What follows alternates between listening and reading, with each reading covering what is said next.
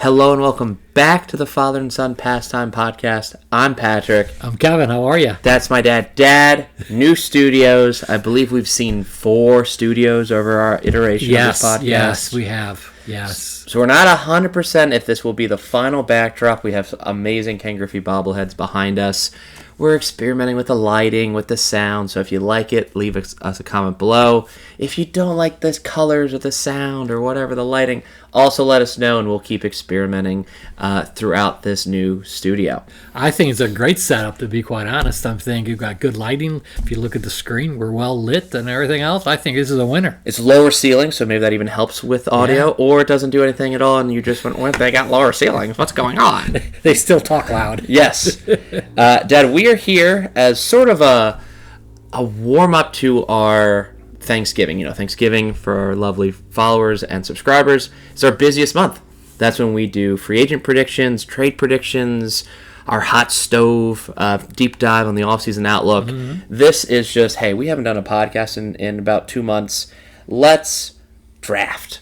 We're not going to draft probably anything the rest of the year, so this will probably be our last draft of 2024.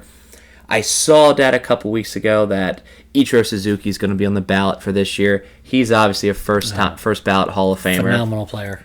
And that obviously gave me some thought of, well, who else might be a future Hall of Famer that's currently playing baseball? So welcome to the Hall of Fame prediction draft. And rather than just kind of making it easy and kind of boring on ourselves and the listeners, where we just draft people like Ichiro Suzuki and first ballot Hall of Famers, we decide to sort of give the ballot a little bit more weight. And we'll get into it. You'll see that just drafting first ballot Hall of Famers isn't going to actually net you that many points. Taking some risk will. So I will go a little bit further into it. Dad, if your future Hall of Famer is a first ballot guy, as an Ichiro Suzuki, you get 10 points. Now, if your guy is like a Yogi Berra, who surprisingly is a second ballot Hall of Famer, anyone through the second time on the ballot through the 5th, you get 15 points. So it's like, maybe there's a little, still upside. This person's going to make the Hall of Fame, but for whatever reason, it's not going to be a first rounder. More points, Dad, if he's gets in his ballot on his 6th or 9th attempt, that's 20 points. And then if he is one of those 10th ballot guys, last time on the ballot, gets in by just a little final 2 votes. Yes, 75.1%. You're going to get 25 points. So again, your team that you're about to draft can be some easy points, can be some risk, can be some balance. Now the rules are, again, that's the point value rules. Has to be a current active Major League Baseball player, no one that recently retired, no Buster Posies, no Joey Vottos. So they have to be active in the major leagues. They could be a rookie this year, or they could be like a Justin Verlander heading into their probable final year playing. We don't have to do, Dad, the full teams like we used to draft a shortstop and a third baseman and a left fielder. Just we're going to pick 10 people each, go back and forth with it, and then probably won't be decided till like 2040, 2045. So unlike our other drafts where we can debate or we do have a clear outcome winner, you in the comments can let us know. This one is going to be, we'll see. We'll see. Futuristic. Yes. Let me go ahead, Dad, and get our cards. Our very, very helpful cards as we pick our draft order. Now, for the faithful followers that are always with us, my dad usually seems to draw high cards, and that lets him, whoever has the highest card, allows him to pick whether he wants to go first in the draft or second. And if you go second, you go second, third, and if you go first, you go fourth, and it looks like just like your fantasy baseball drafts. It's just out of a lot of teams, it's just two snake draft. Dad, I'll cut it a couple times. Would you like me to draw first or for you? I'll draw first. Now while he picks his card very slowly, I have someone that he got an 8, so the people at home know. I have someone that if I get the first pick, Dad, I'm going to go with, and if I have someone get the second and third, I also know how to go. So okay. It'll really dictate the draft. I'm okay with either position. I have a queen. Ooh, there we go. I think that's your first draw in a long time. I have a queen, and I'm going to opt to go first. Okay. I was thinking about going for Pointstad if I was to get this. I'm going to go out of respect. I'm going to draft the best player in baseball, Shohei Ohtani. There'll be a lot of Lockstad on our board. He's a 10-pointer. He's a first ballot Hall of Famer. Whenever he decides to retire, it's kind of a no contest. But I wanted to give him the respect that I think he deserves, Shohei Ohtani. Beautiful. You get 2 and 3. All right. I'm going to go the same kind of way just to make sure that my point total kind of like equals yours. I'm going with Aaron Judge and Mike Trout. That adds up to me. They were also on my board as first ballot lock Hall of Famers, Judge will be, but multi-time MVPs, Mike Trout, 3 MVPs. Dead I get 4 and 5 here. I am wearing a Mookie Betts shirt, and I clearly were, even though we have Red Sox and Mariners and Reds in the background. I think I have to do Mookie Betts. You know what? I knew that was going to happen as soon as I saw the shirt. He was one of my picks as well. Feels like almost like an inner circle Hall of Famer at this point. Again, it's kind of fun to see that we're doing a little respect in the first 2 rounds. I think he'll have so many World Series rings that will be an easy one. Yeah. I mean, he has, 3 already? Yeah. Yeah. So, and I think the future looks bright. Right. But, Dad, this is where I'm going to go not first ballot. I'm going to go with definitely, this guy's not going to get on this first ballot, but he'll give me some more points. I don't see how he's not in the Hall of Fame. Kenley Jansen. Okay. If he's 4th all-time on saves, still active, and every player above him is in the Hall of Fame. So he's right below Lee Smith. Lee Smith's in the Hall of Fame. Hoffman and Rivera in the Hall of Fame. And if everyone's pushing for Wagner, Jansen's better than Wagner. Okay. And, so he should be in the Hall of Fame, just not first ballot. Terrific. Good one. I like that. I'm going to go with a few more people for points, and then I'm going to go crazy. I'm going with Bryce Harper and Clayton Kershaw. Our first starter with Clayton Kershaw. And yes, Bryce Harper for sure is a great pick, Dad. Thank you. All right. So, yes, I'm going to have to just continue to stay with Dodger Blue. I'm picking Freddie Freeman. Shoot. I think outside Joey Votto, Freddie Freeman is actually better than Joey Votto, even though I love Joey Votto more. So I think Joey Votto's not on this list, not eligible. He's, retired now. But when Votto gets in, Freeman could be in, the ballot after, 2 ballots after type of thing. That Grand Slam World Series was a big addition. World Series MVP, that stuff matters. Good on the resume. Dad, I'm going to stay with my theme. I'm going to go ahead and get Craig Kimbrell. For the same kind of reason I went with Kenley. Kenley's better, but I'm going to go, both those guys are Hall of Fame closers. Okay. Both are top 5 in saves.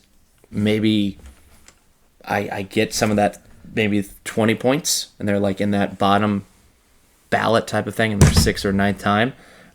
But yeah, I'll take some points. Okay. Well, then I'm going to go for some points because that's the way you taught me. Jose Ramirez and Ronald Acuna. Okay, yes. Let me cross off both. I had both. Where do you view them in terms of risk / rounds of getting in the Hall of Fame? I'm thinking Jose's such a complete player. Yeah. And he is the person on the Indians lineup. I think he's got probably another good 5 years and then maybe go to DH. He's just the ultimate hitter, and his defense is outstanding. And playing third base, I think that's going to help him tremendously. I think he's just one of the better players in the American League that doesn't get his due. And I know within the inner circle he's well respected in MLB, but not a whole lot with the media. Maybe it's Cleveland, I don't know, but I just think that he is the star of the Guardians, and I think he has another 4 or 5 years at third base before he transfers over to a DH role. I think he'll have great stats at the end of his career. Yeah, I don't know when it might not transition to like a Griffey, like his truly last season, because he's so fast. He almost did 40-40 this year. Yeah. Do you view either of those as a first ballot guy? Acuna, with the injuries, is a Yeah. big question mark. I mean, talented, but he's got to stay. And then with the second knee injury, is that going to take away from his speed? I don't know. But raw talent, he's right up there with everybody else. He's just got to stay healthy. 2 out of the last 4 years, he's been hurt severely. Does that come back to haunt him? We'll find out. But I think he may be first or second, third, depending on how he finishes his career. He's still very young, by the way. This is where the draft gets won. This is why I want to extrapolate a little bit more on our thoughts when we're talking Betts, Trout, Ohtani, Judge. They're in. They're first ballot guys. They're great, and then in for our drafts, they don't get the conversation. But the relievers I've mentioned, Ramirez and Acuna, I don't think any of them are first ballot. Ramirez has the best chance of being a first ballot, but you're right. Him being a lifer in Cleveland, he might end up in like the 68%. I think he's like a second ballot guy. Yeah. If Yogi Berra was a second ballot catcher with the Yankees, it's hard for me to compare that Jose Ramirez is a first ballot guy. Yeah. So that kind of with that, I'm taking someone that statistically should be a first ballot Hall of Famer, but he won't be, and that's Jose Altuve. I have him on my list. So Jose Altuve is going to go down as one of the best second basemen ever. Yep. At 5'5", to do what he's done is extremely impressive. If you take away the 2017 season, I still think he's a Hall of Famer. I know that's his MVP season. I'm well aware of the controversy. I think the writers snub him for a year, and then he's in right after that. Kind of send a message, and then, okay, cool. Mm-hmm. You had all these other years and stats around that. If it's more than a snub for a year, I'm still confident at some point, so my value only grows for our draft. But yeah, so I'm taking Jose Altuve. And especially for his position. Mm-hmm. And, the leadoff, person, and he does set the table. So he's a vital component of that lineup. And I'm going to take Nolan Arenado. Shoot. And Nolan Arenado is either a first or second ballot for me. He has the pedigree defensively. He has Brooks Robinson quotes that said he's the best defensive third baseman ever. So it's hard to ignore that when he'll be in the Hall of Fame, and kind of the next 4 years kind of put him on like where he'll end up on the ballot. So I feel it's a safe pick either way. I'll get 10 or 15 points out of Nolan. Okay. All right. I'm gonna have some fun. Uh-huh. Bobby Witt. Okay. And Paul Skeens. I had both. I had rookies of the year, basically. Young phenoms, incredible futures, high ceilings. Now, this is where the risk is now, because any of them, either one of those guys, I mean, Paul Skeens could be Mark Pryor and out of baseball by his 30 because he has 2 Tommy Johns. Mm-hmm. Bobby Witt could have some injuries. We're seeing more and more players get Tommy John that are not pitchers. I don't, for the love of the game, I hope both of them stay healthy and never had a single injury in their whole life. But if they go on the trajectory they are going on now, I think both could be first ballot Hall of Famers. If Paul Skeens has 12 more years like he just did, same with Bobby Witt, it's hard to not put them as a first ballot Hall of Famer. Yeah. So the risk is more now for you versus later. So, okay. Bobby Witt's just a complete player. I agree. A star in Kansas City, which is a team on the way up. I just think he's a star for quite some time, and I think he's going to shine. Mm-hmm. And again, 24, 25 years old? So, if that. Oh, it gets interesting from here, doesn't it? It does. That I don't have a catcher. I'm going to take Salvador Perez. Good one. I think as Joe Mauer got a first ballot Hall of Fame nod, I was happy and shocked. Great catcher. Had a couple seasons at first base, but first ballot. Buster Posey's probably going to be a first ballot Hall of Famer. Yadier Molina's probably going to be first ballot. It's hard to not put Salvador Perez both of power. He led the AL in home runs one year and in Gold Gloves. Leadership, I think Sal Perez is a Hall of Famer. I don't know when, so again, that kind of gives me that 15 or 20 points. But I'm really happy to... Who else kind of catching right now are we thinking is a Hall of Famer? It's too early I mean, you just called too early to call people, so I guess it's not too early for anyone. But Adley is a huge question mark. He's not even on my list, to be honest. The second half didn't help him any, did it? Right. And, I mean, JT Realmuto, Will Smith, they're really good catchers, but I haven't got a Hall of Fame vibe from them like I have Sal Perez. Hall of very good, as you say. And I think Perez is a Hall of Famer. Yes. Yeah, so I'm taking Sal Perez. Have I taken a pitcher? I'm trying to look. You've taken Ohtani. You've taken 2 relief pitchers. I have taken 2 relief pitchers. Give me the clickbait. Vladimir Guerrero Jr. Dang it. First father-son in the Hall of Fame together. I think there's just enough writers in baseball that love that story. He's going to have very good numbers. If he can continue with his trajectory of 25 or so home runs a season, stay fit, not be a Prince fielder, not get too heavy, get 90 RBIs a year, bat around 300, I think he gets in there eventually. And I think there is that internal push from Cooperstown. If he's there, he's close. Just push him. Just give it to him. Mm-hmm. So I'm going to take that, and I think I'll probably go safe for my final pick once it's back to me. Okay. But Vladimir Guerrero is probably my riskiest pick so far. Okay. It's surprising this person's still on the board. Juan Soto is my next one. And then I'm going crazy, gone nuts, Dylan Cruz. Not on my list. It's a risk. Again, you put a lot of risk in, I think, in the now category versus the future category. You're right. It could. Yeah. Wow. Juan Soto's, I think, in the lock category, so that's smart. You have 1, 2, 3, 4, 5, 6 locks, in my opinion, Dad. Mm-hmm. And then you have a good amount of risk. Yeah. Like that mid-tier. That's what I wanted to do. A lot of locks and then a lot of risk. Yeah. Dad, I'm just between 2 instant, easy picks. I like both these guys. I'm just going to take the one that would be a little bit more mad at me if he's not on this draft, and that's Max Scherzer. I'll take him for my final pick. Both him and Verlander are still active, even though they're free agents. And again, both those guys, first ballot Hall of Famers. I'm just taking, for my 10th pick, I'll take 10 points. Max Scherzer, first ballot Hall of Famer. So you got Verlander and... No. I'm sorry. I was my 10th pick. Verlander's still got available. it. So you got the last one. Okay. Yeah. Great. But, if you look down, at least my list, there are some outstanding players that didn't make either one of our lists, which is, hard to believe. I mean, we had more picks. I could have gone probably another 10, but... I think it was wisest to stop at 10 because on the list is some really good players that you just don't know. So you kind of had to balance it. So this was a great exercise, and there's some young guys coming up that are going to be phenomenal, but you had to have some balance in there and everything else. So this was really cool what you did, and I appreciate it. But there's some people that are on the fringe but just didn't make either one of our lists.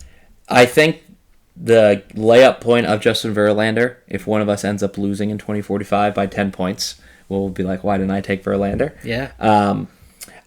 People will be upset. I mean, I have 3 Dodgers, and I don't have Manny Machado. He was on my list. He was probably my next pick if we kept going. He is a person that I think is, like him and Arenado probably will end up on the same ballot, give or take maybe a year, and they're really close in age. And I think the voters push an Arenado and leave Machado off for a year. It's very similar to Altuve. Well, don't forget there are media people that vote. I know. Machado's done nothing to befriend the media. Mm-hmm. And that's what I'm saying. They're sending a message. Correct. Yeah. So, I mean, along the way, and Manny's antics along the way, are they Hall of Fame type of characteristics? Yeah. Those are the things that he might have to come back to haunt him. But, yeah, I think he's one of the ones, talent-wise, he's that talented, but... he really has, I think he might be even the second or third and let his stats speak for themselves. But he may have to start thinking about doing some more PR type of things along the way because he hasn't endeared himself to the media. I think some Hall of Famers that will be on and we also skipped, Paul Goldschmidt. He was on my list as like a second or third ballot guy. Again, he has an MVP. He has some gold gloves. Freeman is better, and I think Goldschmidt's kind of been in that shadow. Votto is better. So Goldschmidt's just never played in the right market. And then getting championships. Correct.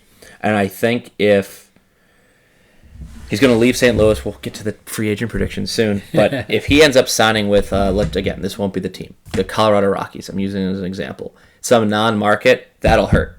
He's got to go to a big market in his final few years to really augment his Hall of Fame resume, just for notoriety. And get him in the playoffs. Right. Yep, I agree. I think Chris Sale's a Hall of Famer. He's on my list. And I think Garrett Cole's a Hall of Famer. Very similar reasons, more so Sale, going from that closer reliever to a starter role, and just having that dominance, interesting body size. Cole, I think, does need a championship, to kind of augment that. He's been in the World Series twice, once with the Astros, one with the Yankees, and he still can't close it down. It's not on him. That fifth inning was all defense. But Cole and Sale, we'll see how Sabathia does. But Sabathia, Verlander, Scherzer, Kershaw, I think all are first ballot. Sabathia could be a second, but Cole and Sale are less than those pitchers. Just sorry, it's true. So we'll see where they end up. Aroldis Chapman's an interesting name. I don't know if he'll make the Hall of Fame. He's got a lot of saves, but about 100 less than Jansen and Kimbrel. And kind of no longer a closer. He seems to be almost like a 7th, 8th inning guy, so he's not going to add to that number much. He gives if he continues pitching, he'll give Arthur Rhodes vibes, with just a lot more saves, or like a John Franco. But he's got an attitude too, and he's not friendly with media, so it doesn't help his case. Him and Billy Wagner kind of have similar careers. Chapman throws incredibly hard. Wagner, I guess, maybe more of a fun personality. So if Wagner gets in this year, I think Chapman gets in. That could have been an interesting pick for a 10th ballot. But he won't get played in New York, which will help them. Yes. Dad, just to list off a couple risks that I thought could have been fun. Fernando Tatis Jr., but there's steroid allegations, right? It was something for my hair. I got a bad haircut. Super talented guy. I thought Jackson Merrill. Again, I'm trying to give some Padre love after wearing a Dodgers shirt and picking. I lost track of how many Dodgers I picked. Max Scherzer was a Dodger for a bit. And the rest are unique cases. Jacob deGrom, Blake Snell, Corbin Burns, Logan Webb, Spencer Strider, all really great pitchers. Snell, one more Cy Young, easy pick for me. deGrom, injury history. Do people vote on what potentially he could have done? But he just didn't have. He's not going to have a lot of games compared to these players. Yeah, it's the same thing. Kerry Wood and Pryor. Yeah, they don't have the numbers. Logan Webb has Tim Lincecum numbers, but no World Series. Yeah. Play. Yeah. Spencer Strider, again, just like Acuna, coming off a massive injury, but he has Greg Maddux, Tom Glavine type of ceiling. I thought Ellie De La Cruz was an interesting pick, just kind of like you went with Dylan Cruz. Mine was kind of Ellie as who is my true bottom pick that has tremendous upside. Yeah. Gunnar was on my board, Dad. Yeah. Corbin Carroll, Pete Alonso, Julio Rodriguez, Francisco Lindor, and Alex Bregman. I think some of those guys that are, again, around 30 would have been mid-tier Hall of Famers. And the rookies, Julio, Corbin, Gunnar, who knows? Yeah. Is Julio, who's behind me right now, is Julio a future Griffey? I don't think so. Is Corbin Carroll end up going to be kind of an average outfielder with some speed? Gunnar Henderson, is he a really good shortstop, but does he have a Nomar type of thing where, I don't know. He's playing the right ballpark, though. Yeah. I think out of all those three, Gunnar has the highest upside, but he's still young, and all these were risk. Please let us know in the comments below what team, what 10 you like better. I'll recap for the people. I have Shohei, Mookie, Freddie, Arenado, Altuve, Sal Perez, Kimbrel, Jansen, and Max Scherzer. My dad in no particular order. You have Mike Trout, Aaron Judge, Juan Soto, Clayton Kershaw, Bryce Harper, Jose Ramirez, Ronald Acuna Jr., Bobby Witt Jr., Paul Skeens, and Dylan Cruz. Nice mix. Nice mix. The only one I didn't have on my list to start that was Dylan Cruz. That is truly a wild card. But you know what? I read an article about him. He's a 5-tool guy. So is Billy Bean. I know that, but I'm just saying that. Again, you didn't get a whole lot of taste of him at the big leagues this year. But they say next year there's going to be his year, and he's still 23, 24, if that. And they say that in the right team, he will be the star. So again, when you're reaching out, it's between him and Pete Crow Armstrong. Oh, PC was not on my list. Yeah. But you know what's funny? With Pete Crow Armstrong, I'm not sure how long he'll be a Cub and everything, but he is the centerpiece of a whole bunch of teams because of defense speed, and now he's starting to hit a little bit. He's going to be a good outfielder. Great? I don't know, but he'll be a good outfielder. We're looking for great people in the Hall of Fame. If you like that, please give us a like, comment, or subscribe. Follow us on all social media. We're at Pastime Podcast _ on Twitter and Instagram, and we're the Father and Son Pastime Podcast on Facebook and obviously here on YouTube. This is the great time to pitch that if you did like this and you subscribed and you're traveling Thanksgiving weekend, we're about to put out something about 8 videos that is free agent predictions, outlook on teams, what they're losing, what they're needing, some trade predictions will be mixed in there. It is our favorite day of the year for podcast. Our Black Friday is literally having deals on free agents. So if you would like to join us, we will be uploading all those that weekend, and everything should be watchable come Sunday or Monday morning. That's right. After Thanksgiving. It's a marathon. It is a marathon. We will have water. We will have soda. We will have caffeine, coffees. But we start in the sunlight, and by the time that the sun is setting, we are usually finishing up our podcast. Yeah, and then we go to dinner and then go from there. But we don't talk much at dinner. It's the first time we're quiet all day. I'm thinking we talked for 7 hours. Yeah, not straight. That's insane. But 7 hours. Unbelievable. Well, this was fun. Thank you for letting me be part of this, and I hope you enjoy this nice little, change of pace, time of draft, so people will like it.